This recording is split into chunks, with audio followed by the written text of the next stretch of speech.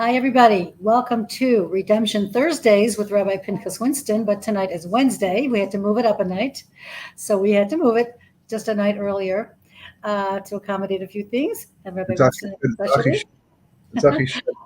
We are brought to you by the Miriam Project Geula Hour. That's me. You can hear recordings of Geula-related topics on SoundCloud.com. And also IsraelTorah.org, which is also called Bring Them Home, which kind of relates to what we're going to be talking about tonight. Bring Them Home, meaning bring them home to Israel. And this is run by Josh Wander, who just did a Aliyah conference yesterday with Zvi Fishman. Rabbi Winston will cover his topic tonight, a special topic on the end of Days, Eretz Yisrael in the equation, and just in time for this week's Torah reading or Parsha called Shelach Lecha, which recounts the sin of the spies, which he'll explain to us. And please see all of Rabbi's writings and videos and teachings on his two different websites, sharnunproductions.org and 36.org. I can't live without his parshas on Shabbat. I print them out every Friday, and my kids even miss it when I don't give it over. They say, "Where is Rabbi Winston this week?" Rabbi, take it over. Okay, thank you. Just a little perspective first. It's amazing what we get used to and how we live in our own worlds.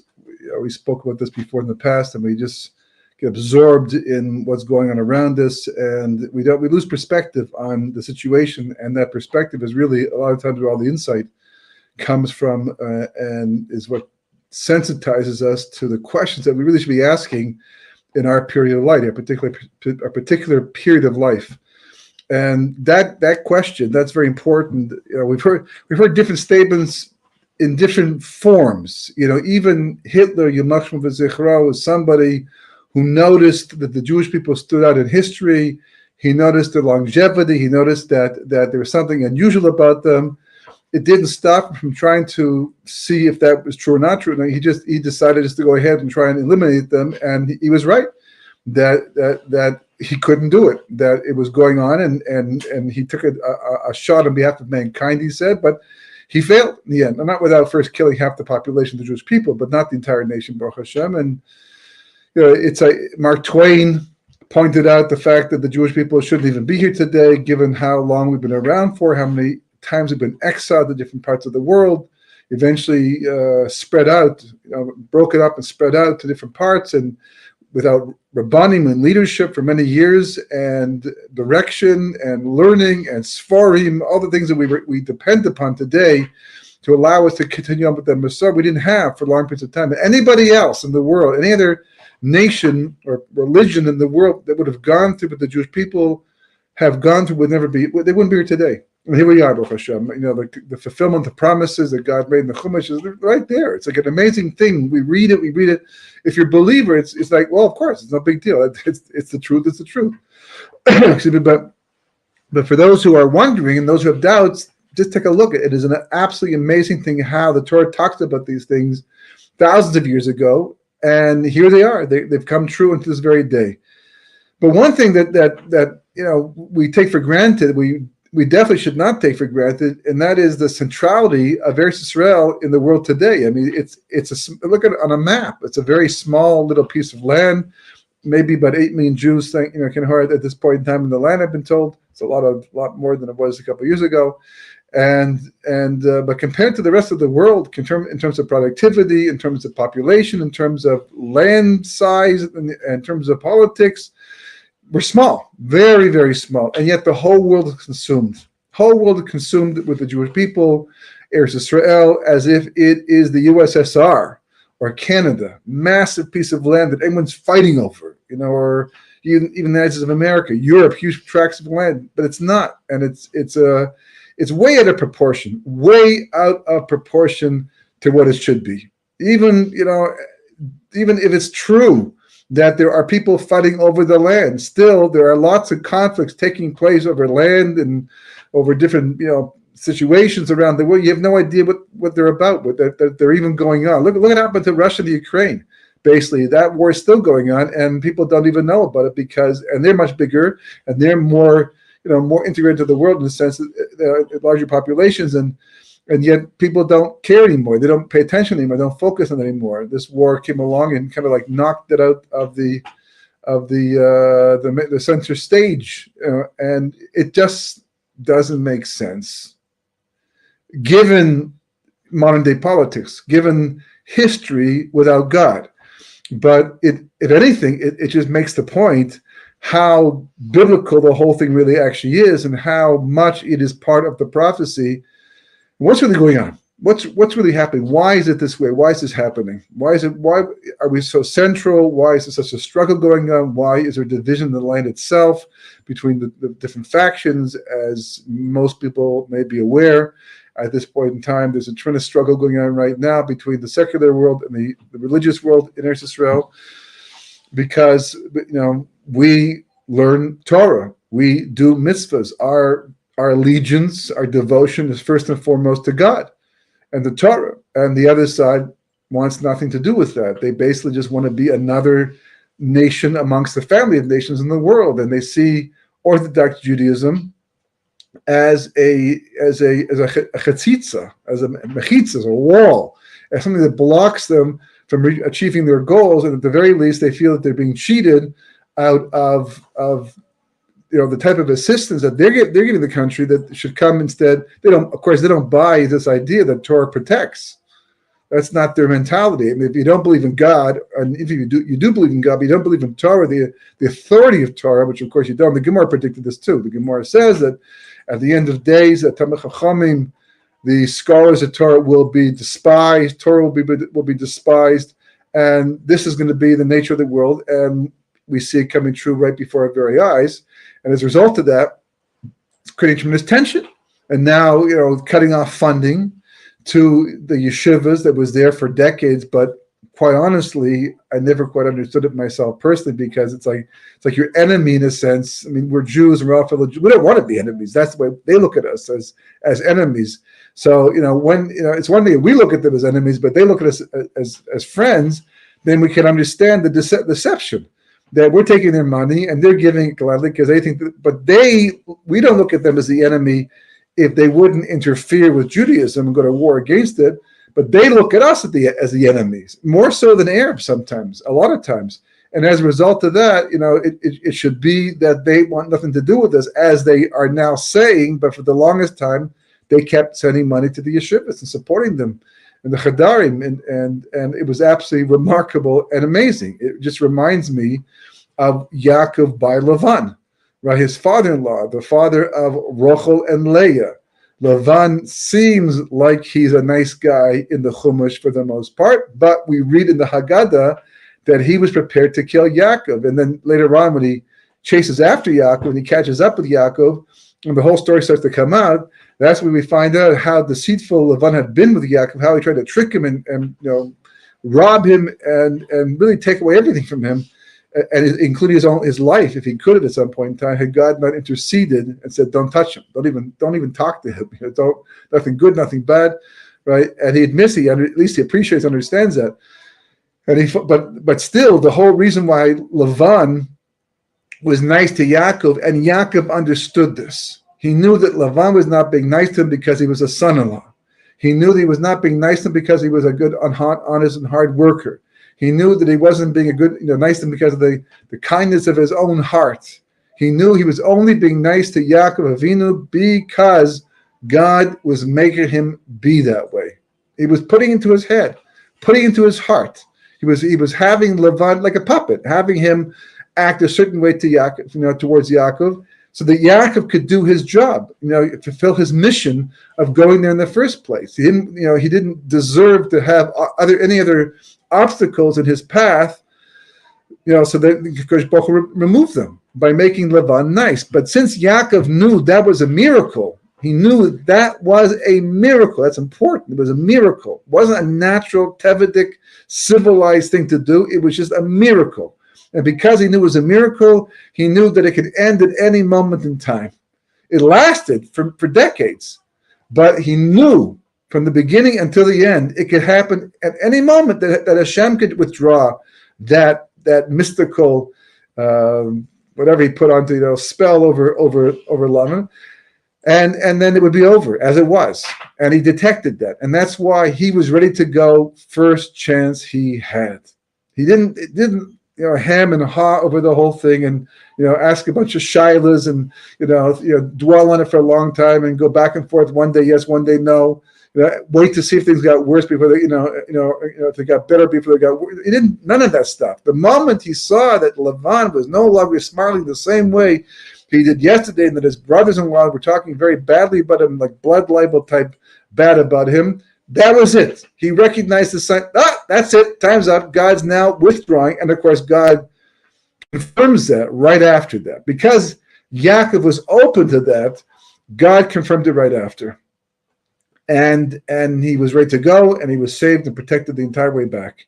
He survived the entire time and died, as a tzaddik with menucha, tranquility, many more years later after that. And that was the situation. That's usually the situation. We go amongst the nations of the world, even if they're nice to us, we have to understand it's a miracle. Even the Medrash tells us that. Halachahi, Esav Sones Yaakov. It's the way of the world. It's a halacha. It's built into the creation that Esav and all those like Esav are going to hate Yaakov. So if they're not hating Yaakov, that goes against the grain of the world. That's called a miracle. And that's why it's happening. But for some reason, we look at it the other way around. And we figure that if they're being nice to us, this is the proof that they have left behind their anti-Semitic ways, and we're safe. And we'll be safe from that point onward. Of course, that's not happened. It didn't happen in the 1930s. It didn't happen before that. It didn't happen all through Europe. It didn't happen. Maybe the only place I think that was ever really nice to us like that, and with that kind of respect, was Amsterdam. Back at the time, I think, of the Ramchal, who actually realized that Jewish people were special and that Brucha goes with them, and they invited them to come. But everybody else, it didn't make a difference what they saw. They couldn't see us in a positive light. So, it's just something that we have to get used to. So the same thing, and it's not just to do with the nations of the world. The same thing was happening in this country too. We needed to rebuild. We needed to build up the Torah world, the Torah community, because whether we know it and we think about it, certainly the secular world's not thinking about it. The rest of the world's not necessarily thinking about it, but God's always thinking about it. There's a famous medrash that says that after Yosef was stolen, it sums up the situation of Yaakov's family.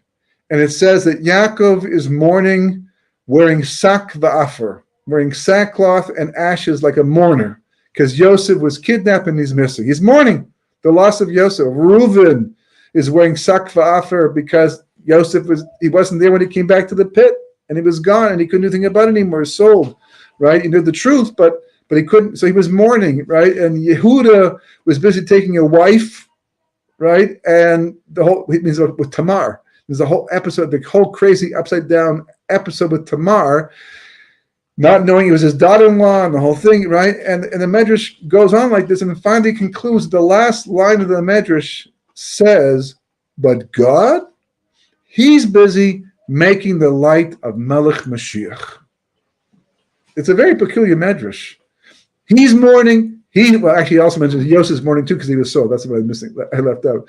But he's mourning, and Yosef's mourning, and Reuven's mourning, and Shimon's mourning, and this mourning, and they're all mourning, right? It's nighttime, but they're all mourning, right? But Hashem, amidst all of this, he's busy making the light of Melech Mashiach. Meaning what? That all the insanity, all the craziness, all the things that go against what we want to happen, the way we want it to happen, it's uncomfortable. It feels dangerous. It feels precarious. It's disappointing. It takes away your emunah to some degree if you're not strong enough. All of that, the Medrash says, don't get fooled. Don't get fooled. Don't think things have spun out of control. Even if there's a Holocaust, even if there's October 7th, even the pogroms and whatever's going on, don't think that God is not behind it all. God's behind it all of that bad, terrible stuff? Yes. How? How can God, who's benevolent? Good question. But we have answers for that. We have answers. The Torah itself even talks about an upshot level. Kabbalah explains it in detail on a sod level, on a Kabbalistic level. We have answers for those questions. Those aren't questions that cannot be answered.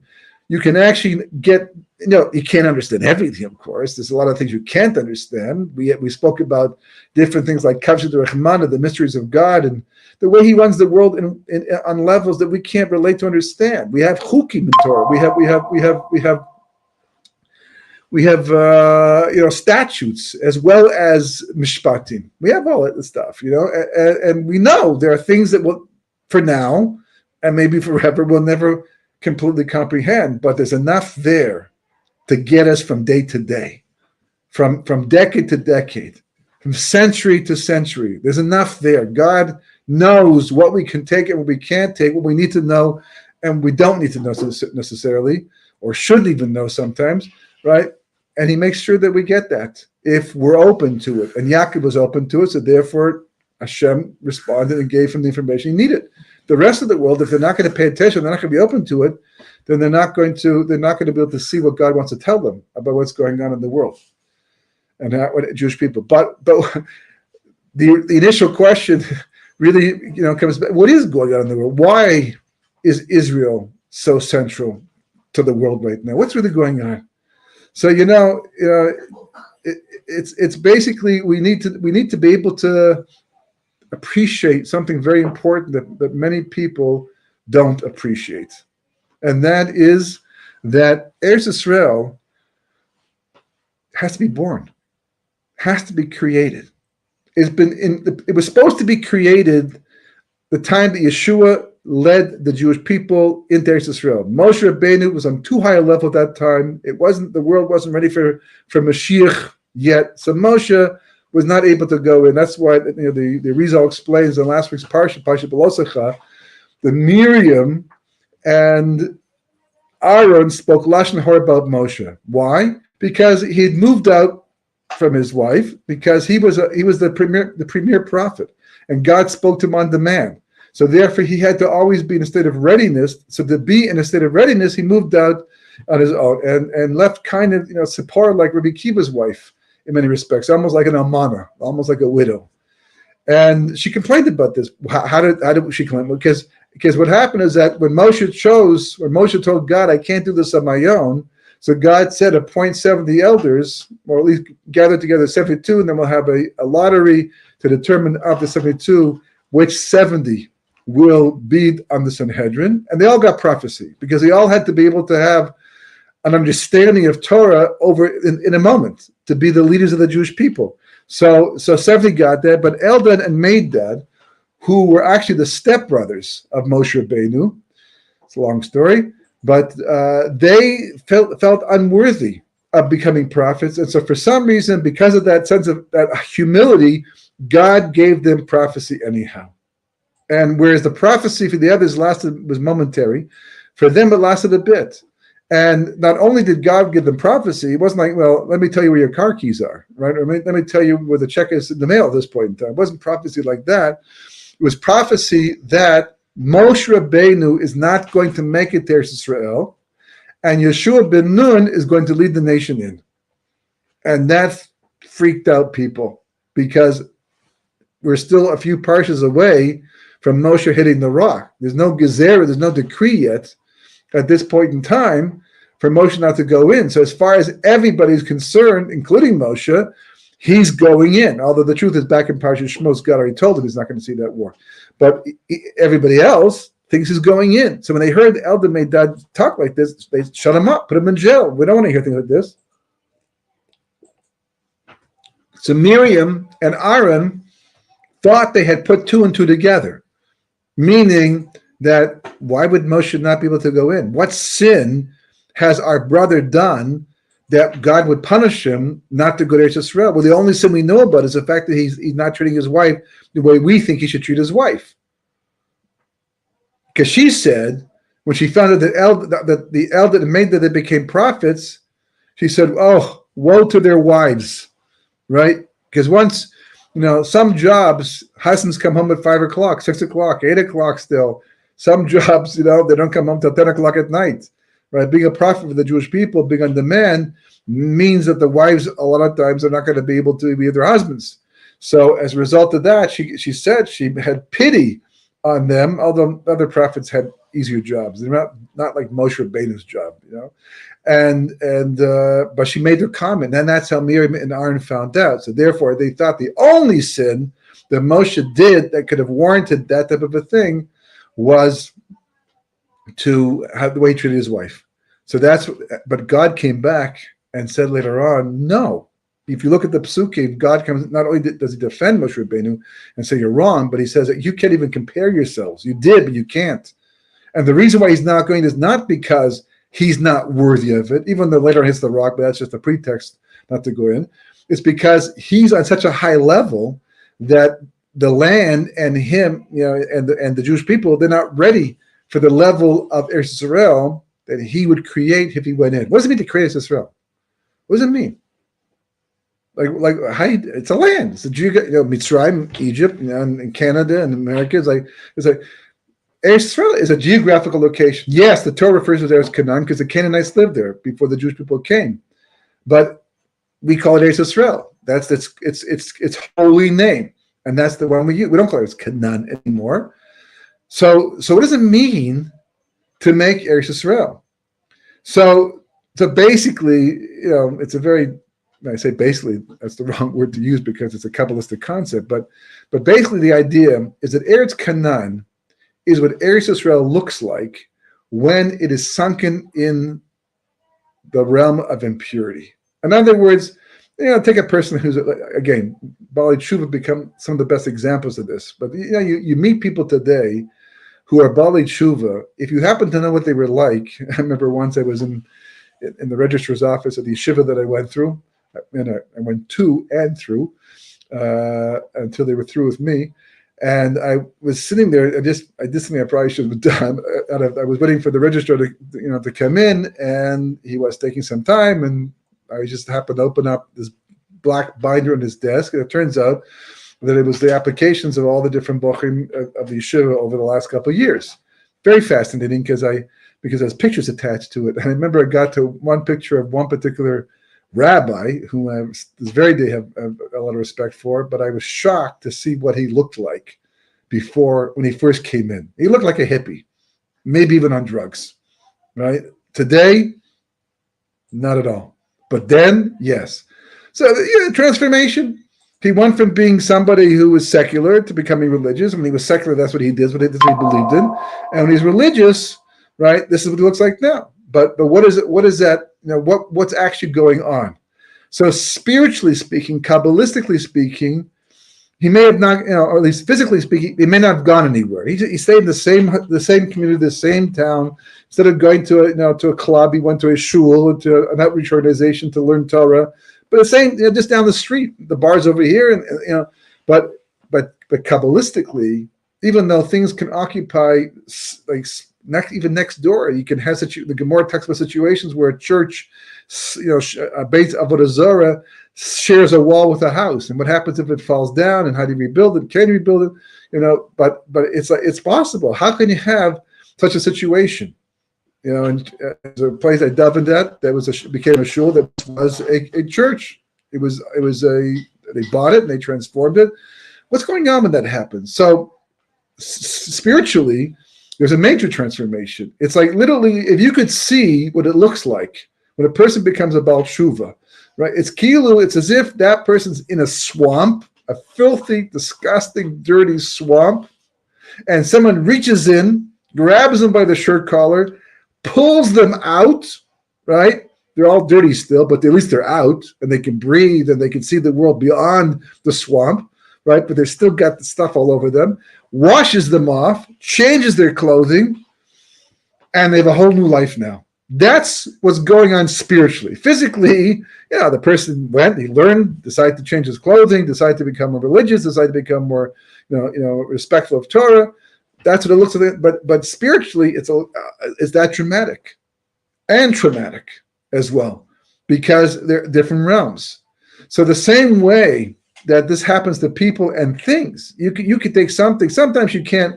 There's something that was used for idol worship. It's too embedded in impurity that you can't really sanctify it and use it for the temple. But something that's not used for Avodah Zarah, that was used for a whole purpose. You had a brush that you used to clean the grill of your barbecue when you had family and friends over. If you decide, the base of Mikdash, the temple could use this brush, and you mock these shits. You change its reality. It didn't go anywhere yet, but you can't use it. It's now holy. And even though physically nothing's changed, spiritually it's been transformed completely. So the reason why Eretz Yisrael is called Eretz Canaan in the beginning is because when the Jewish people first came there, sparks, the holy sparks that make up everything in this world and give it life, those sparks were still embedded in the klippos, were still embedded in the realm of impurity. The Jewish people were commanded to kill every last Canaanite, man, woman, child. Not like other places where you just kill the men. They had to kill everything. God commanded this. We couldn't even do the job because it was so hard. It's hard to do that kind of a thing. If people are coming at you with daggers and knives wanting to blow you up like suicide, terrorists, so then it's a different story. But these people, they're playing on the floor with their children. It was very hard to carry it out. But the reason why they had to be killed was because they embedded the impurity of Eretz Canaan. And as long as someone stayed alive, like Amalek also, that reality also existed, which means that by leaving alive some of the Canaanite, the ones they conquered and the ones they killed and they got rid of, it was like pulling the sparks of that part of Eretz Yisrael out of the klippos, out of the realm of impurity. And that section became Eretz Yisrael. Before they conquered, before the sparks were pulled out, it's still in the swamp, that's Eretz Canaan.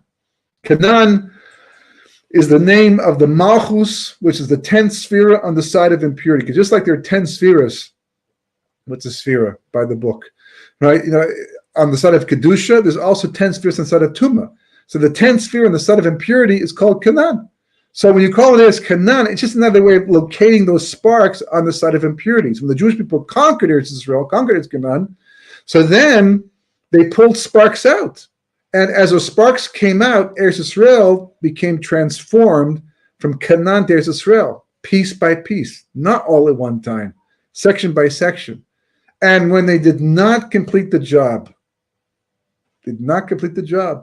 as a result of that, all of Eretz Yisrael was vulnerable to go back to become Eretz Canaan, because the same way that somebody can become a Baal Tshuva, or even born from birth, can go and become impure, can become just the opposite. With lots of people, unfortunately, who were once religious, who left it behind and became completely secular, going into the swamp, like literally walking into the swamp to live there, thinking it's a better life. So the same way, there's Israel can be returned. The reason why Tel Aviv is the way Tel Aviv is, and Herzliya and all these secular places, and living by practices that are anti-Torah and have no problem. The reason why there's a bagatz, in Jerusalem that can make decisions that's left and do what they do against Torah and take money away from Torah and despise and disgrace Torah leaders. The reason why that can happen is because where they are and what they're part of those sparks that still remain in the klippos. Which raises another issue, because in the time of Balak and Bilam, and I've mentioned this before, but it's important to go over again in this context. Balak and Bilam, Balak was a sorcerer. Bilam was also a sorcerer at one point in time, but he was downgraded to someone who could curse. But he got together with Balak to try and keep some of the Jewish people out of Eretz Yisrael. They knew they couldn't do it completely because Sichon and Og were giants, and they were the security. They were the hired gun to protect the Canaanites from the Jewish people. They got destroyed. They were killed by Moshe and the Jewish people. So Balak and Bilam knew what they were dealing with physically, so therefore they decided to just try to keep out at least a portion, right? But why? What has to do with them? Balak is Moab. We're told by the Torah, Hashem says, you can't even instigate Moab, not yet. Later on, but not right now. And Bilam is Midian, which is all the way down by Egypt, and they're not even on the path to Eretz Yisrael. So both of them, we're told, got involved in a war that wasn't theirs. So why did they do that? What was the point? So the Shem Mishmul explains, because there's a concept brought down by the Zohar, and the Vilna Gaon also says a similar thing. He says there's a certain spiritual metzias, reality, that if 600,000, which is a very important number in Kabbalah, that's why the Torah often uses it, right? 600,000 males between 20 and 60 crossed the Jordan River at that time to settle the land, not to just to fight for it, but to settle the land. That would have neutralized the Sitra Achra, source of evil in the world, destroyed it, and that would have begun the Messianic era. If the Messianic era had begun, then basically it would spread to the rest of the world. And as it spread to the rest of the world, it means that all evil would be destroyed, which means that Balak and Bilam were in danger no matter where they were. So therefore, they decided to try and keep at least a portion, because as long as only 599,999 Jews went to the land and one didn't, it's a little bit close, cutting it close there, but if that had been the case, Mashiach would not come, and he didn't. Reuven, Gad, and Manasseh, they played that role. They didn't go to live in the land. As a result, too few went in. As a result, Mashiach didn't come. As a result, it didn't get completed. And we're still paying the price. So Eretz Yisrael has been fluctuating between Tumah and Tahara for thousands of years, ever since that time, waiting to finish the job, waiting to become complete. It's a long gestation process. A baby waits 9 months, and it comes out, ready or not, here it comes, because that's what it's supposed to be. And if not, we induce it, because it's got to come out, it's going to grow too big. Eretz Yisrael, thousands of years gestating, Kabbalistically, in order to become Eretz Yisrael. And the Meraglim, right, that was their opportunity. They had a chance to go in and make that a reality, right? Instead, what they did was they spoke badly about the land, Dibala Aretz, and rejected the Eretz Yisrael. And the truth is, this is all tied back to an earlier time period. I won't go through the whole story right now, but it's all part of Yosef's story. Because when Yosef is in jail, Yosef says to the wine steward, right, the Sar Mashke, do me if I interpret your dream in a way that you like. You know, if it works out the way it's supposed to, please remember me to Paro and get me out of this place. And he spends 2 extra years. Why? According to Rashi, because he shouldn't have turned to the Sar HaMashke to ask for help. He should have just trusted in Hashem the entire time. But he's already been there for 10 years. Okay, number one. Number two, if you were in Yosef's shoes, right, or sandals, right, and you had seen this thing go on, these guys come into jail, they both have dreams, you interpret them, you get the right information, they one guy likes what you said, right? Wouldn't you have thought that this is God's way of giving you the means to get out? So why shouldn't Yosef ask the Sar HaMashke for help? It's just naturally shtadalus based upon the ashkacha of the events. So then why is he punished? Look what he does. Look what he does. He doesn't say, we're talking about the Sar HaMashke. He's a Rasha. He's an evil guy. He's somebody, not somebody to share your life with, not if you're a Jew in Egypt especially. He has no sympathy for a Jew whatsoever. If anything, he despises Yosef. Again, Hashem makes him like him. Otherwise, he probably wouldn't listen to the dream either or have it interpreted by Yosef. But he does anyhow. And Yosef goes ahead and says, and by the way, not only do I not belong here because I did not do what I was accused of, but I was kidnapped from my homeland by my family and sold into slavery. I mean, I've had a rough life until I got here. None of it was to do with anything that I did. So I'm so innocent, I can't tell you, you got to get me out of here. Am I appealing to your emotions? Am I appealing to your conscience, Mr. Sar HaMashke? Do you feel bad for me now? Are you sympathizing? I got to get this guy out. I got to get this guy out. It's just not fair. Not even a little bit. And then Yosef realizes he spends 2 extra years for that. Not because he asked the Sar HaMashke. If he only done that, that would have been fine. That's okay. That was reasonable. That was logical based upon the situation. But he goes ahead and he goes one step further by making it seem like bad things can happen to good people, as if God wasn't with him, as if God, he put him down for no reason. That sounds like a chil Hashem. That sounds like a profanation of God's name. Why bad things happen to good people? We don't do that. That's not our thing. We just have a moon and faith, and you do what you have to do. So Yosef learns his lesson clearly, because when he comes out, what happens after that is that Paro keeps trying to say you're the one.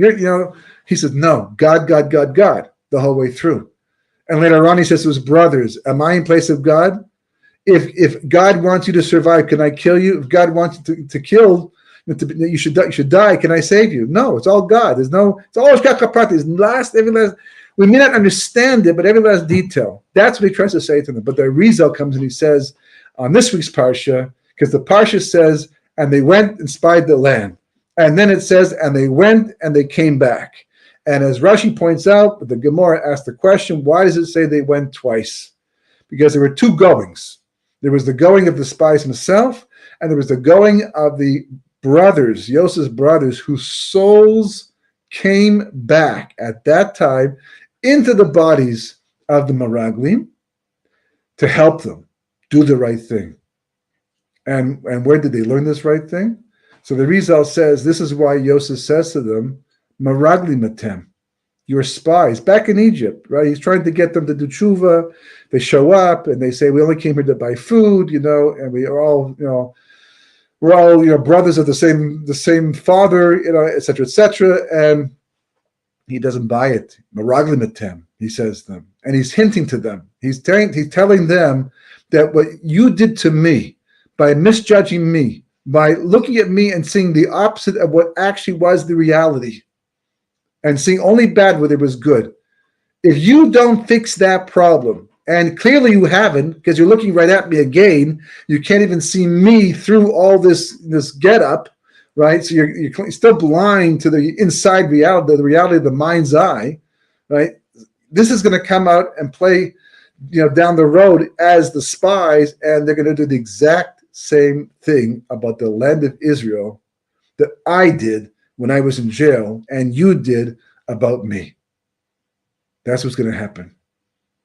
And the Medrash says, what is this like, the spies? The spies say, we want to check out the land. God says, I'm giving you the land. Good enough. That's enough. God says, I'm giving you the land. Do you need anything more? If God were to say to you, I'm going to give you a present, you're going to say, I want to see it first? No. It's coming from God. Whatever it is, it's got to be good. Even if I don't like it, but still, don't worry. It's rare for God to buy another pair of socks. But if he's giving you something, right, it's going to be something that's from God, so therefore it's special. From a relative, maybe not. But from God, it's also stuff from God, but indirectly. And they want to see the land. So the Medrash says, what's this like? It's like a princess, a beautiful, nice, wonderful princess who decides that she doesn't like the people that she can get married to in the royal realm, decides she's going to marry a nice commoner instead. Doesn't happen in life. Very, very, very fairy tale-ish, but it's a Medrash. And the Medrash says that she turns to her guards and says, I want you to go out to the countryside and find the biggest men you can find for me to marry. Okay, princess says so, they go.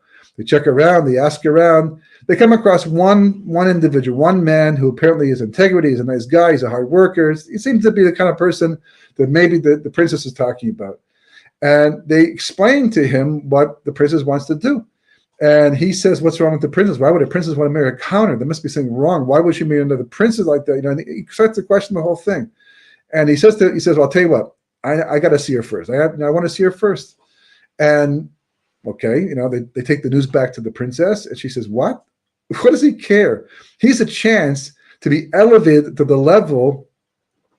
He has a chance to be elevated to the level of royalty. What does he care? What I guess you might still care a little bit, but still, it's a medrash, right? And what happens is that the princess says, I'll tell you what, bring him in. So they go get the commoner, and he cleans himself up, and he prepares himself to meet the princess, hoping it's going to be a good thing. And she decides to put on big day of Eilis. She puts on a black dress and a black veil, and she sits there at the table, bent over, and he comes in and say, this is the princess. And they, of course, know the truth.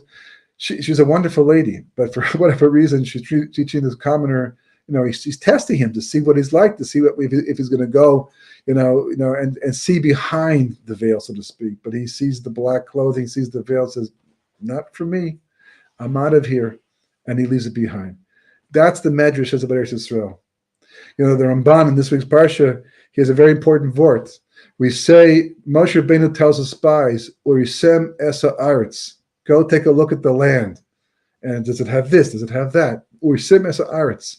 And then if you happen to notice in the parsha with tzitzis, mitzvah tzitzis, and at the end of the parsha it says urisemoso, right, by the techelis.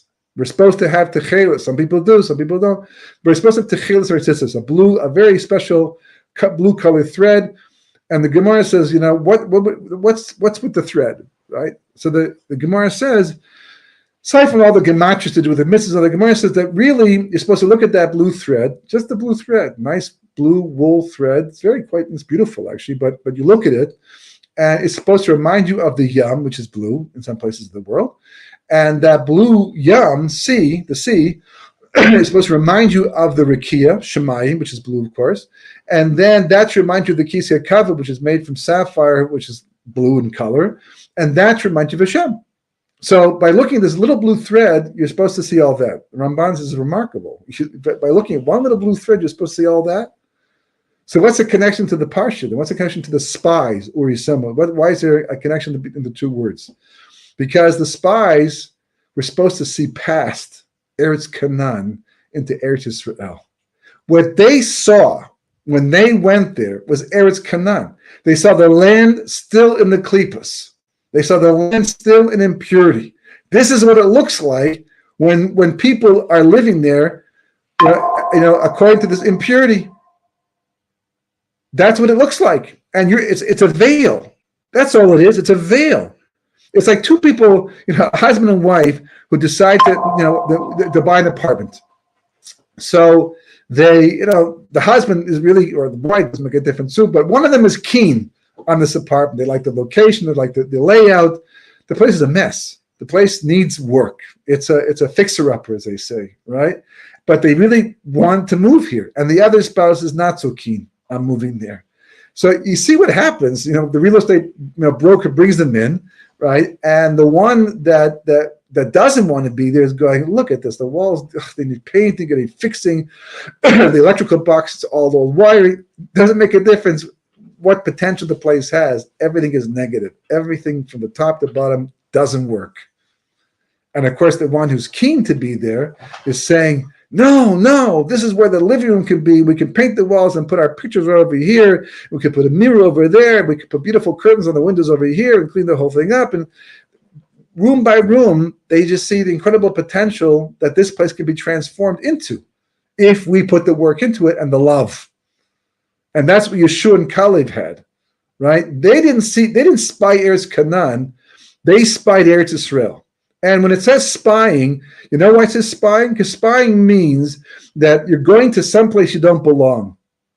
You're going to do something that you shouldn't be doing, right? It's cheating. It's stealing in a sense. Okay, war demands things like this, but that's what a spy does. And the same is true here. They're spying the land, but it's their land. Not yet. It's still Eretz Canaan. It still belongs to the Canaanim. That's why we're not there yet. That's why we're not. They still have 3 days to go before we get there. And then we can start taking them. But in the meantime, it's their land. So therefore, it's Eretz Canaan, not Eretz Yisrael. And this is what it looks like. It's a fixer-upper for sure.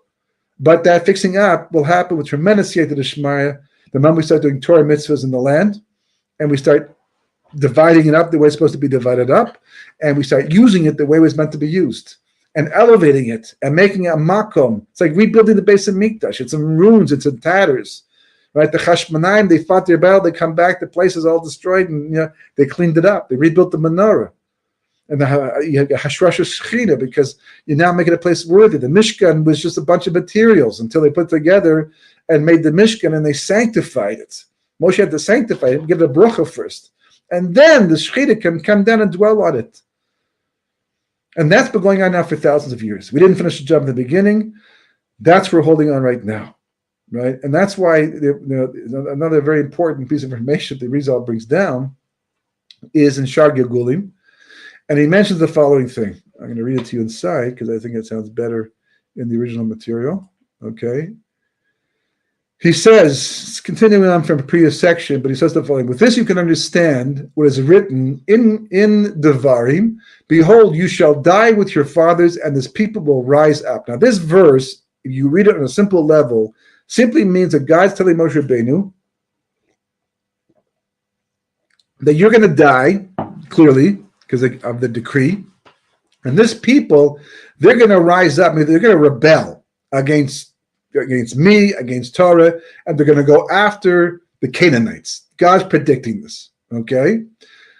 Which is one of the verses lacking resolution. Gemara in Yuma says there are 5 verses in the Torah whose Hebrew is ambiguous. So the Hebrew here is Incha shochev im avosecha v'kam, right? You will lie with your fathers, meaning you're going to die, right? V'kam, and get up. The v'kam is a singular verb, right? Which means that it probably is going on Moshe Rabbeinu, but it's not translated that way. It's going on the Jewish people. So it's hard, and because how can it go on Moshe? Moshe's dead. If Moshe is dead, how's he going to get up? We're not talking about the Chiyas Mason here. So what does it mean you're going to get up? If you're dead, you're dead. You're not going to get up again.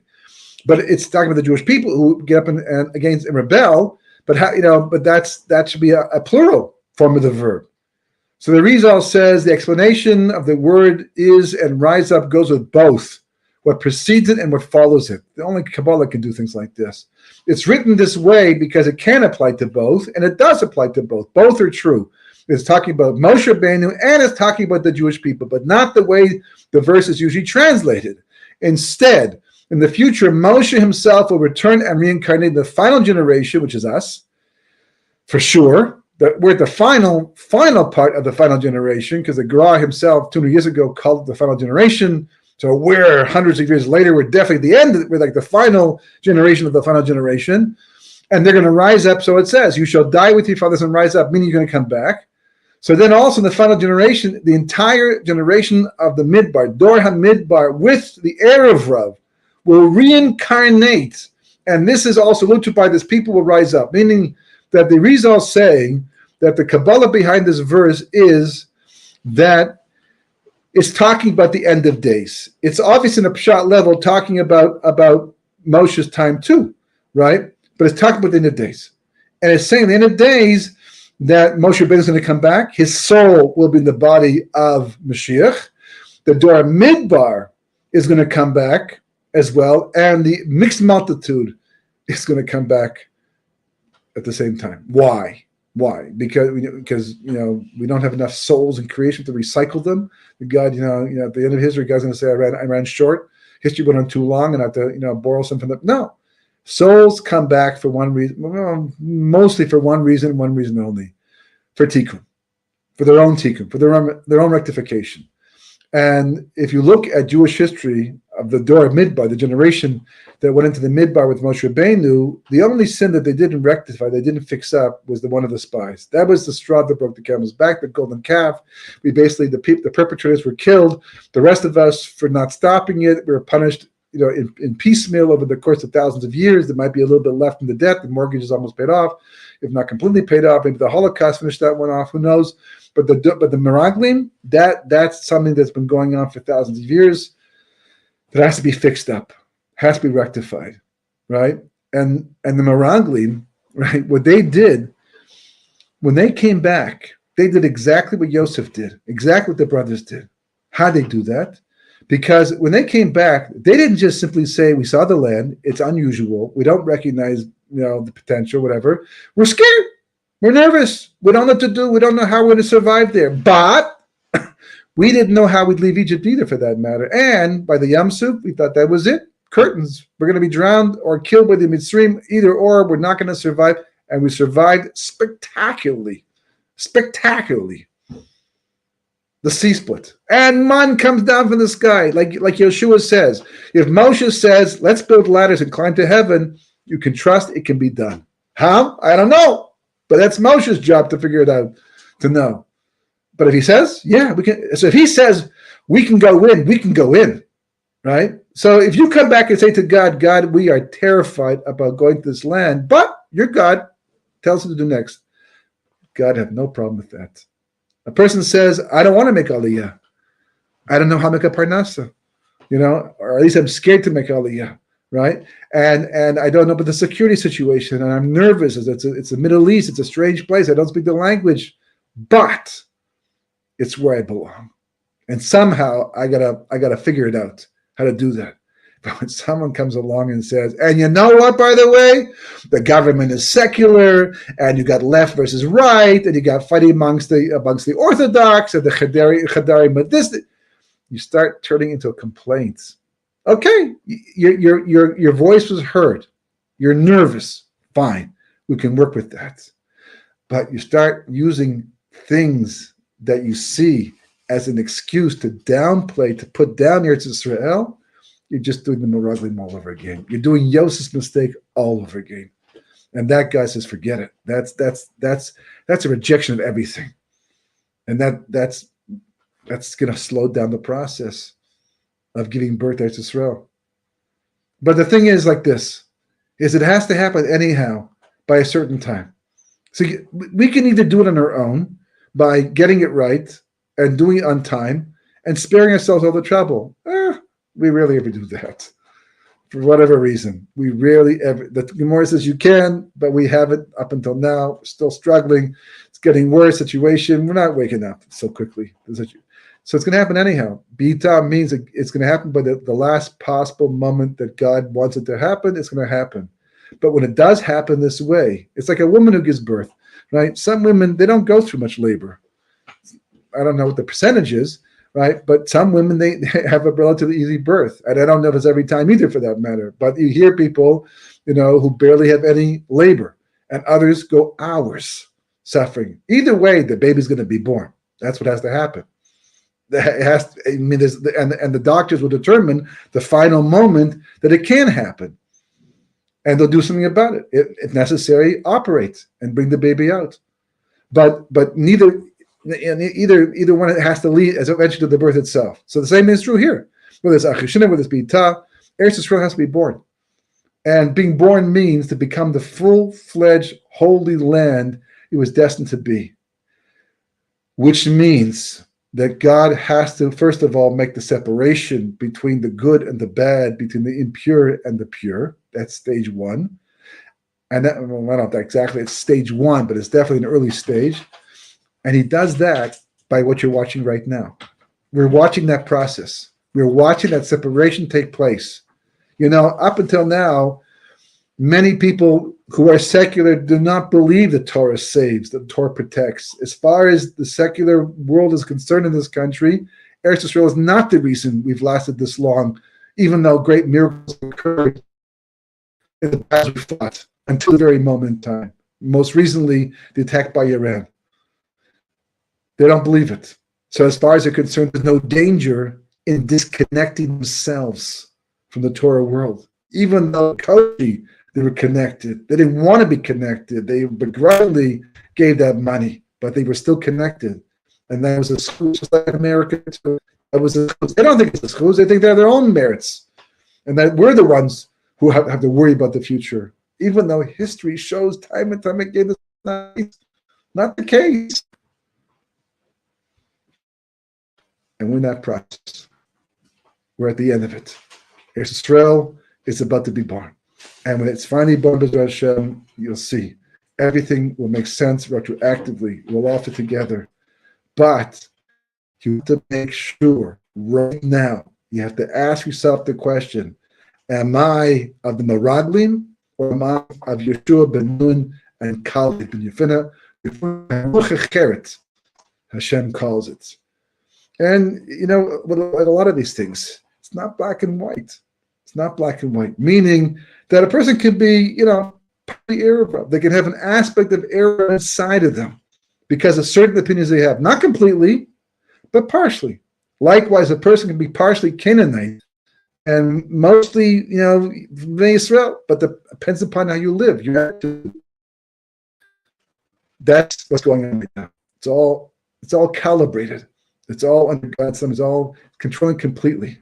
And this parsha comes along to remind us quite clearly of the challenge at the end of days. The reason outlines that this is the challenge. I'll just leave with David Melch's pasuk, beautiful pasuk, psukim, and kuf base, yud daled tet vav, right, where he says, "Atak katum, atat takum, right? You will get up and the Jewish people because the appointed time, the time to show them favor, the appointed time will come. The Gula will have come. Ki ratzu abdech esef neha, because your servants cherish her stones. That's afra yechinenu, and cherish her dust. And even though some people interpret that to refer to the Beis Hamikdash, the Gemara in the Kesuvah says that big Tanayim teachers, our holy teachers at that time, would roll in the dust of Eretz Yisrael, literally lie on the ground and roll in the dust as a sign of how much they loved the dust to fulfill this verse. If they're teaching in the sun and it got too hot, they moved to the shade, so no one would say it's too hot to learn Israel. That's how much they believe the pasuk. That's how much David Melech put into our heads. So this is the equation. This is where it fits in, and even living here, you have to make a point of asking yourself the question: how much do I love the land? How much does it matter to me? That answer is probably one of the most important parts of your strategy for the next days. Shabbat shalom and B'soras Tovos. Rabbi. Yes, yeah. Amazing.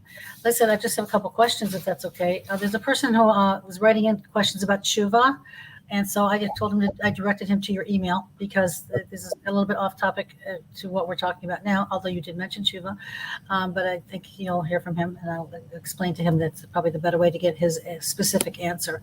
I thought you were going to talk about, or maybe you did, and I just wasn't integrating it. Are people today who don't want to come to Israel modern day Meraglim?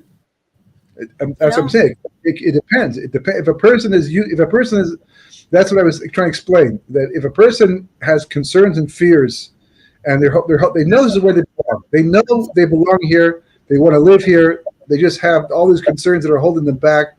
That takes you to the category of being Meraglim. That's okay.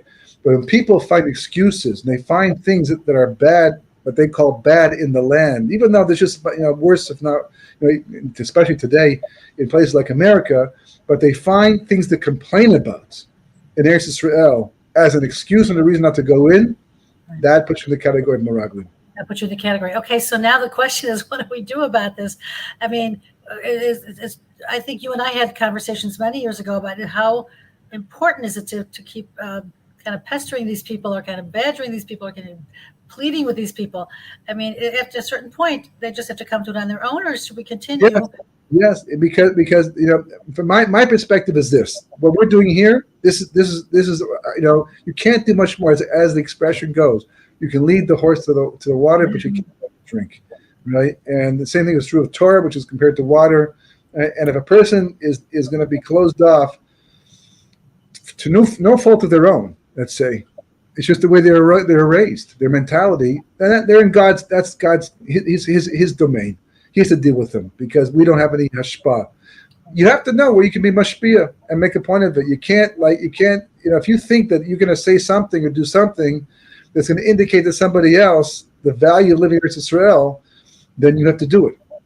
But if you think that you cannot be mashpia on somebody, you can't make them. On the contrary, you can push them the other direction sometimes because of the emphasis. But to make the knowledge available, to make the ideas available. It happened to me once. I had a similar situation like this.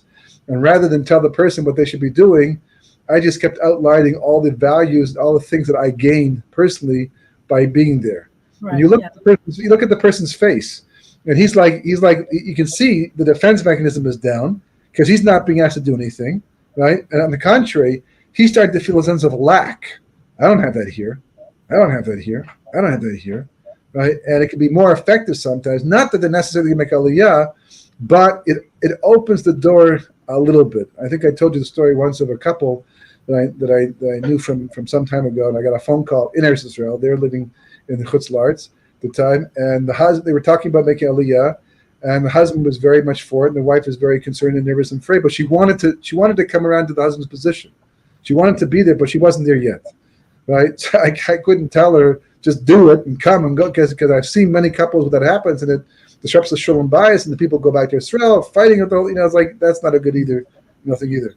But I'd mentioned to the couple that what they should do is find a couple of people like them who are like-minded, same concerns, and get together once a month or once every 3 weeks and talk about it as a one of these as a group, and maybe get a guest speaker once a month or something like that, or we certain books we read together, right? And you'll see it gradually. It will it'll get into your skin, and you'll change. And sure enough, the person did change, and they made Aliyah like 6 months later, even faster than I thought. And I think they have been happily here ever since.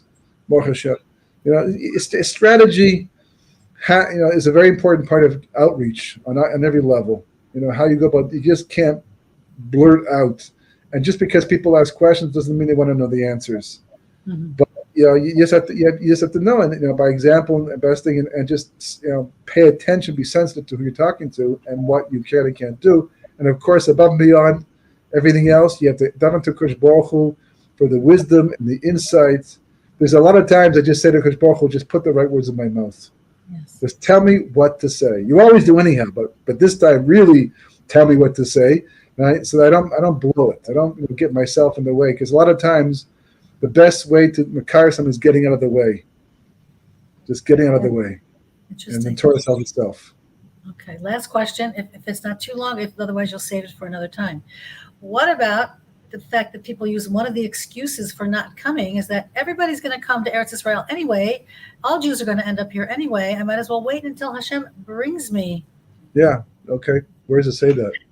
I don't know. I was hoping you could tell me. Because why is that such a widespread belief? On the contrary, there's many prophecies to the contrary. Wow. History is to the contrary. Jewish history is to the contrary. I know this. I know I've heard it, obviously. People have said that, and somebody's quoting certain rabbis, later day rabbis who said things like that. I think maybe the Babsha rabbis, one person said that but people have died since then, since he made the statement. So if anything, he was just saying whoever's living at that time, right? But I think what his intention was, but whoever's still living at the time, the Mashiach comes and all the wars stop, they'll all come. Yes, that's true. 100% true. But we've already lost a lot of people who thought they might make it to Yom Mashiach. They've died anyhow. And even people living here. I just want to finish with one point. I meant to mention this, but I forgot to mention it. But, in Balak and Bilam's time, everybody was from. Everybody was religious. So in order to keep people out of Eretz Yisrael, you had to physically keep them out. Because if they went into Eretz Yisrael, they were going to live there like it's Eretz Yisrael. Because they live by Torah and mitzvahs. Today, that's not the case. Today, you can leave Eretz Yisrael even without leaving the land. Because today, since people are not religious, they can adopt Canaanite practices even while living in Eretz Yisrael. When a person does that, it's as if they've left the land. Because they've gone to Canaan. They went from Eretz Yisrael to Canaan. So you have to be careful in Eretz Yisrael too. Just because we're living here in the land, you have to treat it with the proper respect. Don't bring America over here. Some things are good. Certain things you got, fine. We do that all the time in every exile. But don't try to recreate, a Goyish culture in a Jewish country. You don't want to be one of those people God says, well, you weren't living there anyhow. No, I was. In this place, no. The way you were living, it was more like Eretz Canaan. Don't be like that. No, that's a very important part of the lesson. Okay. Thank you, Rabbi. Thank you. Have a wonderful rest of your week and a good Shabbat. And everybody, please continue davening for our hostages and for the end of the war, the safety of our soldiers. Thank you, everyone, for joining us. And don't forget to tell your friends about 36.org, sharnunproductions.org, and israeltorah.org, where you can watch the replays. Thank you.